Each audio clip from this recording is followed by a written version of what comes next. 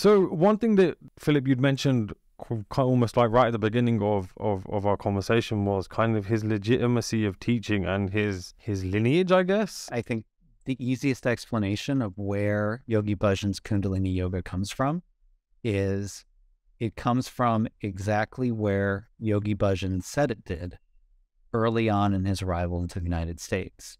So he mentions several people that he studied with. And if you go to those people, and if you go to the books that he mentions, it's all there.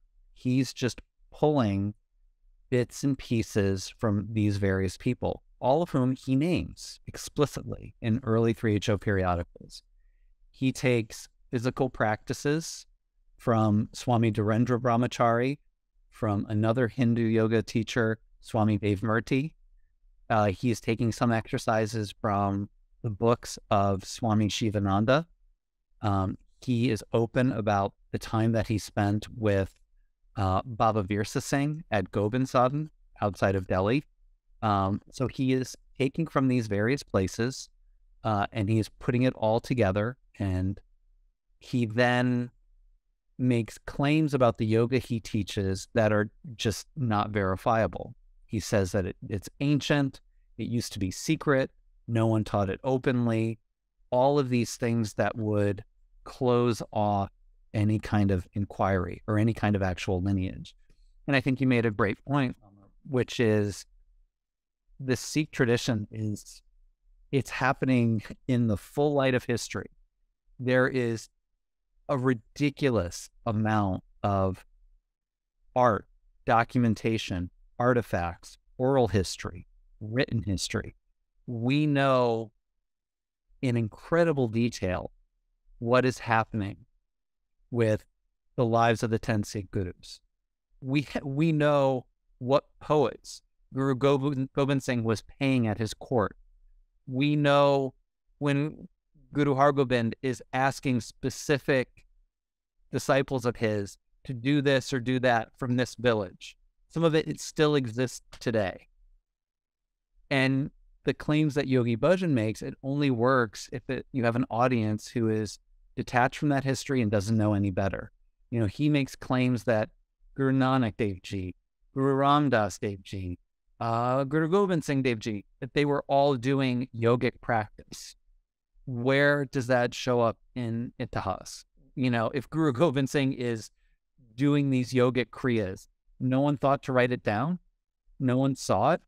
You have the Mughal court, you have travelers and people from all parts of Asia and beyond who are chronicling what they see with the Sikhs. No one's mentioning this yogic tradition.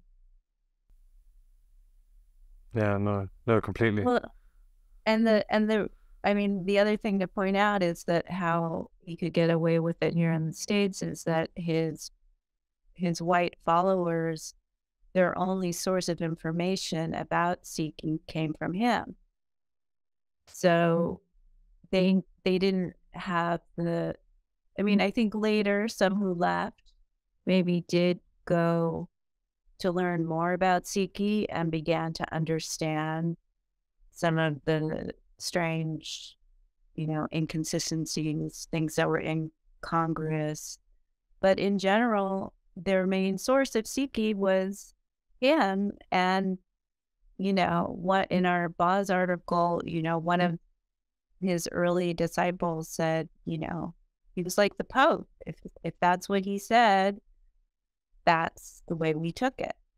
Well, there still is, while we were reporting our Boz piece, there was still a reluctance amongst people in the Punjabi community to talk to us about it. They don't, and one person even said, well, he's dead. But the organization still lives on, right? And it has created, an institutional structure of abuse. And it's an organization that still has influence. Like, for example, Vaisakhi celebrations here in Los Angeles, 3HO, pays for, and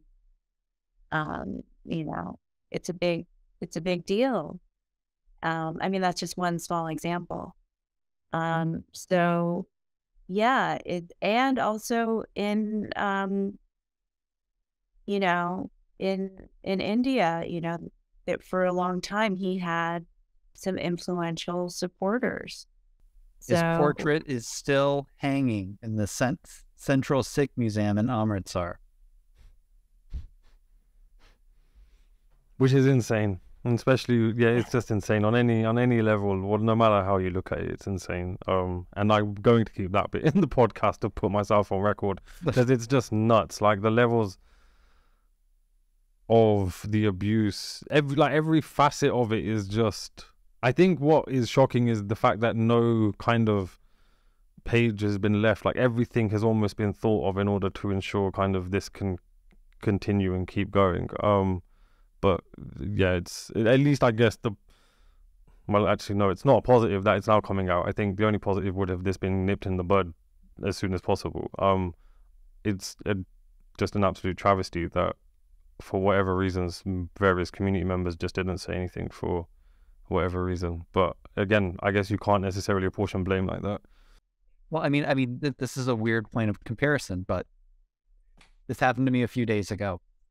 I'm out walking the dog, and as happens sometimes when you walk the dog, I stepped in a bit of dog waste, and it's on my shoe. I did what anyone else would do, which is what? Dear God, wash the shoe out. Wash out the part of the car. I'm going to wash the floor. I'm going to do everything I can to get rid of every trace of that.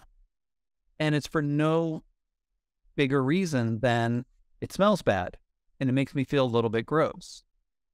If I'm going to go through all of that trouble, which anyone would, it's even more insane to think that in the wake of knowing about massive systemic abuse, dozens of women who are sexually assaulted and raped and groomed from childhood, hundreds of then children who were abused in 3HO boarding schools, the financial exploitation of generations of followers, lies and deception in the name of Sikhi, blackmail, bribery on a huge scale. And the response from so many people is, well, he's dead now. Well, that's in the past. That's insane. And I think it really is a kind of calling the bluff of so many people's claims to morality and kind of spiritual advancement.